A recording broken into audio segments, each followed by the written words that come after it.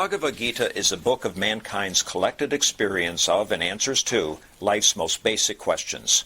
Who I am, from where do I come, what is my purpose and destiny, and most practically, how do I find happiness? These podcasts originate in the lectures of Neil Bhatt, a disciple of Swami Chinmayananda. They are presented here in 20 to 30-minute segments, each covering 3 of the Gita's 701 verses. Welcome to Gita Wisdom for Daily Living. We have been discussing chapter 6, Dhyana Yoga, yoga of contemplation and meditation. Meditating upon the true self. What is my real identity, who I am?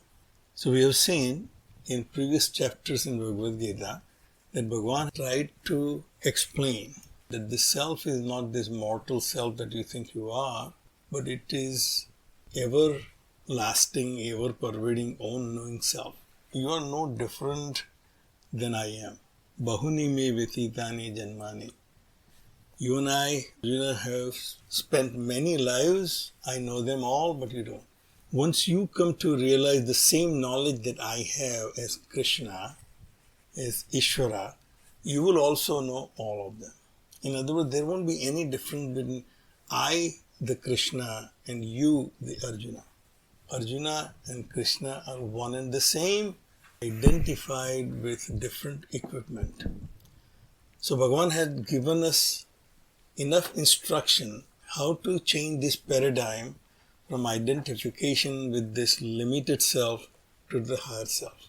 In chapter 4, in verse 10, Bhagavan had given us a complete path, which is a combination of all 3 paths: Karma Yoga, Bhakti Yoga, and Gnana Yoga. Vitaraga Bhaya Krodha Manmaya Mam Upashritaha Bahavaha Gnana Tapasa Puta Madbhavam Agataha. Many in the past, purified by the fire of knowledge, they have come to recognize my being, and they have identified with that Supreme Self. As I, the Krishna, is identifying with that Supreme Self, you also, Arjuna, will be able to do the same. And the method given was Vitaraga Bhaya Krodha. It starts with Vitaraga, without any attachment. One who is devoid of attachment, then obviously he will be devoid of Bhaya and Krodha. Attachment creates fear and anger. Once I'm out of attachment, then there won't be any fear and there won't be any anger. So it all starts with Karma Yoga, where you identify with the greater good. And you start working in this world without any attachment, selflessly. Then you become devoid of fear and anger. And then Bhagavan says, Manmaya Mam Upasritaha, one who absorbs oneself in me. Their identity, their ahankar, that ego, is now absorbed in that Supreme Self. Just as we have discussed before, the room space which is identified with the limitations of the room, once it identifies universal self, there is no difference between the two. But once it Bahava Gnana Tapasaha, Putaha, many who are purified by the fire of knowledge. The knowledge that I am the limited being is the false knowledge that I have. Bhagavan said once, by your contemplation, by your meditation, you achieve that knowledge of the Supreme Self, you will come to my being. So in this chapter, Bhagavan has given us the detailed instruction how to kindle that fire of knowledge. And the assignment given to us is that the mind should become steady and tranquil without any agitations. That's the first goal given to us. That you sit down in a place where there is no other distractions, on a comfortable seat, and then focus your mind onto the one thought and one thought alone, who I am. First, detach yourself from your sense perceptions, then focus in your mind, then roll the mind and intellect, that I'm not this being, and then transcend that intellect with that one thought that I am that pure awareness. In the verse 19, Bhagavan said, Yata deepaha nivataha sthaha na ingate saha upavasmritaha. Bhagavan has given us an example what our mind should look like when you are in meditation. Just as a windless place, the flame of a lamp does not flicker, your mind, when identified with Supreme Self, should not be flickering with other thoughts of other objects and other identifications. Yogina yata chittasya yunjitaha yogam atmanaha. That yogi whose mind is absorbed in meditation, it should be as steady as the flame of a lamp in a windless place. So that's basically the task given to us. And we find it very, very difficult. Mind is going to wander away because of the very nature of the mind. So in verse 26 we have seen, Yataha nischarati manaha chanchalam asthiram. By whatever cause, this mind wanders away. Whatever cause, the cause is always my sense perception. So if there is sound when I'm trying to concentrate, but there is distraction, or there is a noise outside, the sound in the room, that's one distraction.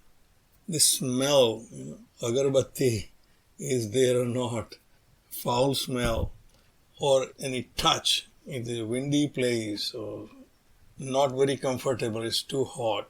These are the distractions, Bhagavan said, for your mind. Because the senses are very active and senses are continue to keep reporting to your mind what's happening outside in the world. Your goal is to detach yourself from the outside of the world. So whatever is distracting you, you consciously make an effort not to pay attention to it. If mind starts hearing sound, tell your mind consciously that I'm not interested in hearing this sound right now because I'm trying to focus on the thought about my own self. I'm trying to figure out what my self is. Yata nischarati manaha chanchalam asthiram. Because Bhagavan said the very nature of mind is chanchala and asthiram. It's very fickle. It wants to go into various directions. And therefore it is not steady. That is the nature of mind. But now your goal is to tame the same mind, which we have all accepted that it is chanchan asthiram, into sthiram, like that flame of that lamp. The flame of the lamp also flickers when there is wind outside. So this wind right now is of my own vasanas and perceptions and experiences and memories. All that I have to shut down, Bhagavan said. Tataha niyamya etad atmaniyam vasam niyat. From there you bring it back. Mind goes to noise outside. You recognize that that's where the mind is. As soon as you recognize the mind has gone out, tell the mind, we are not interested in it right now. We're going to come back to the thought about thinking about my own self. So Bhagavan has given us technique here. Goal is to steady your mind at one thought. If there are many thoughts, there is mind. So we have defined mind as flow of thoughts is mind. If several thoughts running in the same direction, it creates mind. But if there is one thought, there is no mind.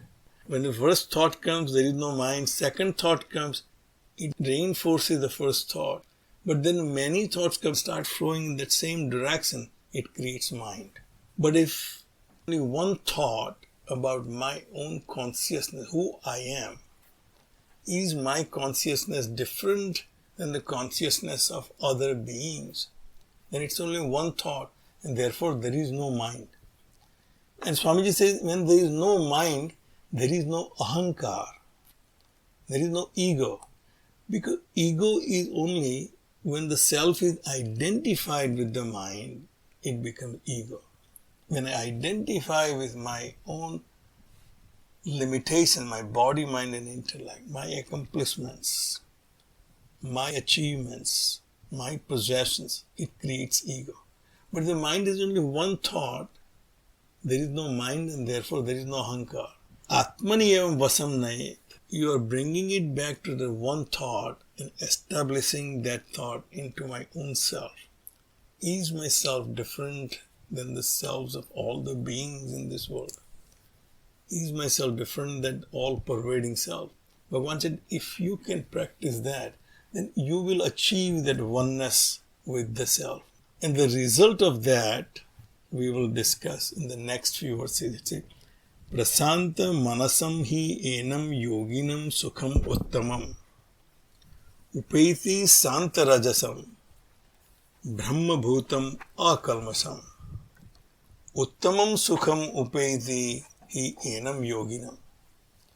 The result of my practice of focusing my mind on the one thought about who I am, he said the result is fabulous.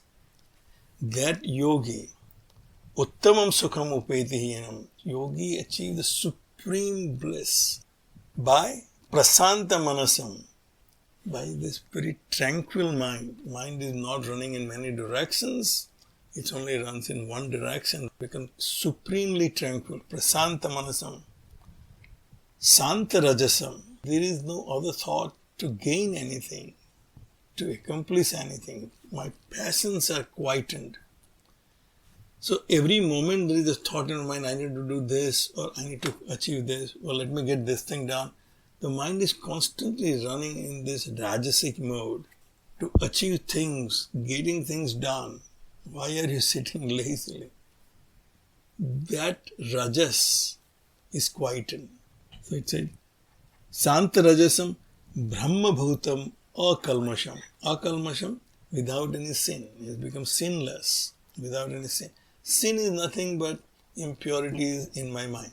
The agitations in my mind about getting happiness from the world of objects outside creates these impurities. These impurities then veil my own identification with the self, create agitations.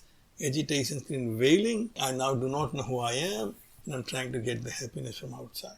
Once these agitations have stopped, I have become sinless. And Brahma Bhutam, now identified with the Brahman, the Supreme Self. It is something like an ice cube in a glass of water identifies that I am nothing but the water outside. Without any real physical change occurring, the identification has changed. But once it's such a yogi who becomes Brahma Bhutam, who identifies with the Brahman, he achieves this fabulous reward of Uttamam Sukham Upeti Hi Enam Yoginam. He achieves the supreme bliss. All sorrows are now gone, which I had been seeking all along. I wanted that unbroken happiness, bliss, without any sorrows. In this state of meditation, yogi achieves that. Yunjan evam sada atmanam yogi vigata kalmasaha sukhena brahma sansparsam atyantam sukham asnute. Bhagavan is really encouraging us to meditate upon our own selves. Because once you find out that myself is no different than any other self in this world, then obviously there will not be any competition. Bhagavan says, Sukhena Brahma Sansparsam Atyantam Sukham Asnate. That yogi find this contact with the Brahman very easily. Yunjan evam sada atmanam. If that thought becomes a predominant thought in my mind, right now the predominant thought in my mind is I am this limited being and I have to survive in this world out of all this competition. Whether we like it or not, that thought is the basic thought in our mind.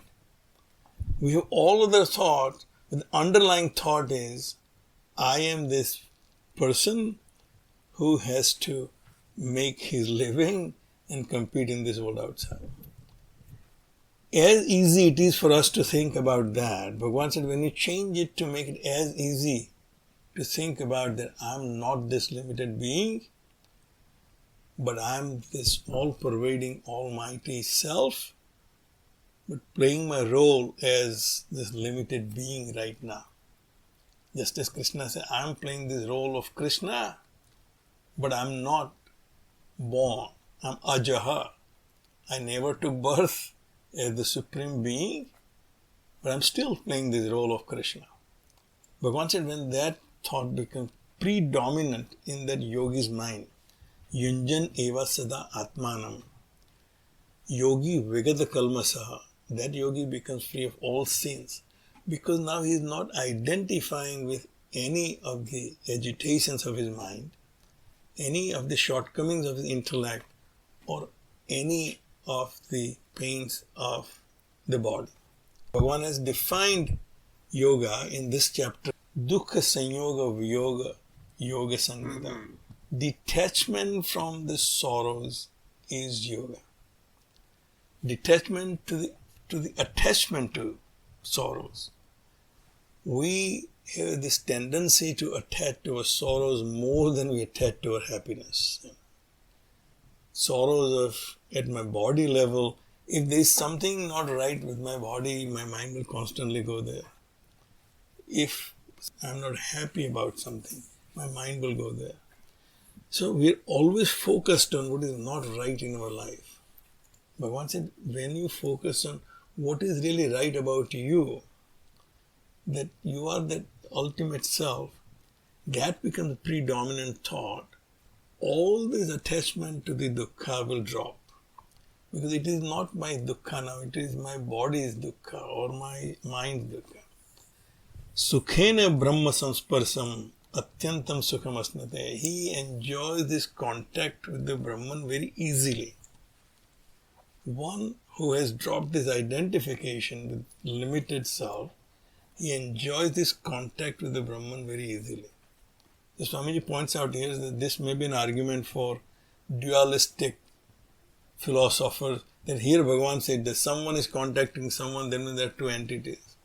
There is Brahman outside and I am contacting the Brahman.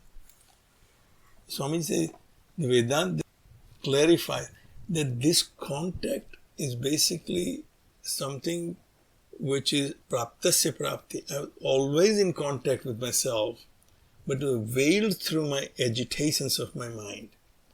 When the agitations of mind are quietened, then that contact becomes very apparent, very easy. So in the next verse, Bhagavan said, what will be the vision of that person? Sarva bhutastham atmanam sarva bhutani cha atmani iksate yoga yuktatma sarvatra samadarsana. That yoga yuktatma, that yogi who is established in his yoga firmly. We have seen in different definition, yoga chitta vritti nirodha. When the mind's vagaries are controlled, that's yoga. When mind is not running in many directions, that's yoga. Yoga yuktatma, one who is established in this yoga, one who is identified with the Supreme Self, he becomes sarvatra samadarshanaha. He sees unity in all things, all around. Right now we see plurality, we see differences. We differentiate one thing from another by differences we find in two things. This is what differentiate the book from a table, table from a room, because we are focusing on the differences. He said, but one who is established in knowledge, he sees unity. I listen to physics lectures a lot, try to understand what this new physics is all about. So a quantum physicist is established in his knowledge of quantum physics. He will see that he is in the quantum field like every other object, every other matter in this universe. His own self is also in the quantum field, but that quantum field is also in him. He sees this universality of matter in this world because he has come to the conclusion that matter is made up of only few basic ingredients which we don't understand yet. But there is no difference between matter in my body, myself, in anywhere else in the universe because of his fundamental understanding how this universe works. We used to call it materialistic view, they call it physicalism now, or naturalism. They believe that the consciousness rises out of this combination, permutation of these particles. Vedanta says no, consciousness is outside of it, and because of the consciousness everything exists. But the vision is the same. When I see the limited entity into this universal entity, and this universal entity into the limited entity, then the vision becomes complete. Sarva bhutastham atmanam. This self, this consciousness, this awareness is residing in all beings. We typically have not much problem with this statement. You can see that there is consciousness in all conscious beings. There is consciousness. But we right now consider it to be a separate consciousness. My consciousness is different than your consciousness. It is sarva bhutani cha atmani. But I also have other vision if I am a yogi. That not only that the self is in me, but I am in the self, and so are all other things and beings in that self. Only thing that exists is the self, and everything and every being is in that self. Iksate yoga yuktatma. An ice cube in a glass of water consider itself to be separate from water because it is very different than the rest of the water in that glass. But if that ice cube suddenly have this awareness that I am made up of water, water in me is no different than water outside. So water is in me, but I am also in the water.